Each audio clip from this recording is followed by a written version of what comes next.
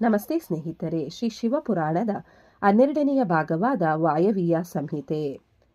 ಸೂತ ಪುರಾಣಿಕರು, ಋಷಿಗಳೇ, ಒಮ್ಮೆ ಶ್ರೀಕೃಷ್ಣನು ತಾನು ಸ್ವಇಚ್ಛೆಯಿಂದ ಭೂಲೋಕದಲ್ಲಿ ಮಾನವ ಶರೀರದಿಂದ ಅವತರಿಸಿದ್ದರೂ ಅಪನಿಂದನೀಯವೆಂದು ಬಗೆದು ಲೋಕ ಸಂಗ್ರಹಕ್ಕಾಗಿ ದೇಹ ಶುದ್ಧ ಮಾಡಿಕೊಂಡನು. ಬಳಿಕ ಪುತ್ರ ಪ್ರಾಪ್ತಿಗಾಗಿ ಋಷಿಗಳಾಶ್ರಮಕ್ಕೆ ಹೋಗಿ ಅಲ್ಲಿ ಶೋಭಾಯಮಾನರಾಗಿದ್ದ ಉಪಮನ್ಯು ಮುನಿಯನ್ನು ಕಂಡು ನಮಸ್ಕರಿಸಲು ಕೃಷ್ಣನ ಕರ್ಮಫಲಗಳು ದೂರವಾದವು. ಉಪಮನ್ಯುಗಳು ಶ್ರೀಕೃಷ್ಣನಿಗೆ ಭಸ್ಮ ನೀಡಿ ಪಾಶುಪತ ವ್ರತಜ್ಞಾನವನ್ನು ನೀಡಿದನು.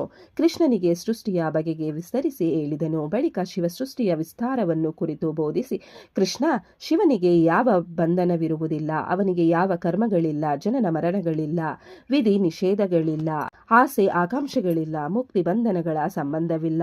ಎಲ್ಲರಲ್ಲೂ ಶಿವನು ತನ್ನ ಶಕ್ತಿಯಿಂದ ಅಧಿಷ್ಠಿತನಾಗಿರುತ್ತಾನೆ. ಸ್ಥವರ ಜಂಗಮ ಸ್ವರೂಪಿ ಜಗತ್ತು ಶಿವನಿಂದ ಅಧಿಷ್ಠಿತವಾಗಿದೆ.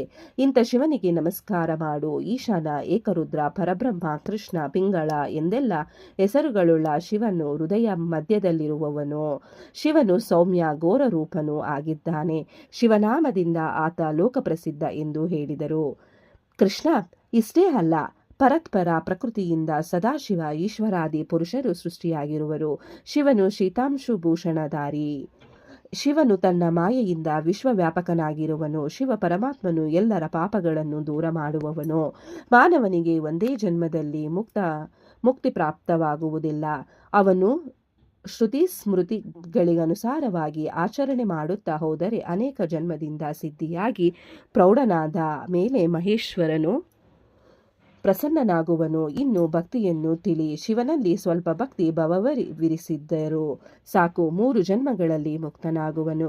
ಉಪಚಾರ ಸೇವೆಯ ಹೆಸರೇ ಭಕ್ತಿಯಾಗಿದೆ. ಮನೋವಾಕ್ ಕಾಯಗಳೆಂದು ಅದು 3 ಪ್ರಕಾರ.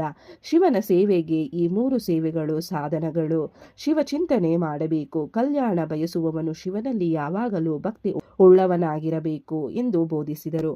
ಬಳಿಕ ಉಪಮನ್ಯುಗಳು ಕೃಷ್ಣನಿಗೆ ವ್ಯಾಸರ ಅವತಾರ ಎಂಬುದನ್ನು ತಿಳಿಸಿ ಶಿವನ ಯೋಗಾವತಾರವನ್ನು ಬೋಧಿಸಿ ಪಂಚಾಕ್ಷರಿ ಮಹಾತ್ಮೆಯನ್ನು ಉಪದೇಶಿಸಿದರು. ಶಿವ ಪೂಜಾ ಅರ್ಚನಾ ವಿಧಿಗಳನ್ನು ತಿಳಿಸಿ ನಾಮಾಷ್ಟಕ ಜಪಿಸಲು ತಿಳಿಸಿದರು. ಎಂಬಲ್ಲಿಗೆ ಶಿವಪುರಾಣದ ಕೈಲಾಸ, ವಾಯುವ್ಯ ಹಾಗೂ ವಾಯುವೀಯ ಸಂಹಿತೆಗಳು ಮುಗಿದವು. ಈ ಅಧ್ಯಾಯಗಳನ್ನು ಕೇಳಿದವರಿಗೂ ಓದಿದವರಿಗೂ ಶ್ರವಣ ಮಾಡಿದವರಿಗೂ ಆ ಭಗವಂತ ಒಳ್ಳೆಯದನ್ನು ಮಾಡಲಿ. ಓಂ ನಮಃ ಶಿವಾಯ. ಧನ್ಯವಾದಗಳು ಸ್ನೇಹಿತರೆ. ವಿಡಿಯೋ ನೋಡಿಕ್ಕೆ ಎಲ್ಲರಿಗೂ ಧನ್ಯವಾದಗಳು. ನಿಮಗೆ ಈ ವಿಡಿಯೋ ಇಷ್ಟ ಆಗಿದ್ರೆ ಪ್ಲೀಸ್ ಒಂದು ಲೈಕ್ ಮಾಡಿ. ನೆಕ್ಸ್ಟ್ ಇನ್ನು ಜಾಸ್ತಿ ವಿಡಿಯೋ ಹಾಕ್ತೀವಿ. ಹಾಗೆ ನಿಮ್ಮ ಫ್ರೆಂಡ್ಸ್ಗೆ ಶೇರ್ ಮಾಡಿ ಮತ್ತೆ ಸಬ್ಸ್ಕ್ರೈಬ್ ಮಾಡಿ. Thank you very much.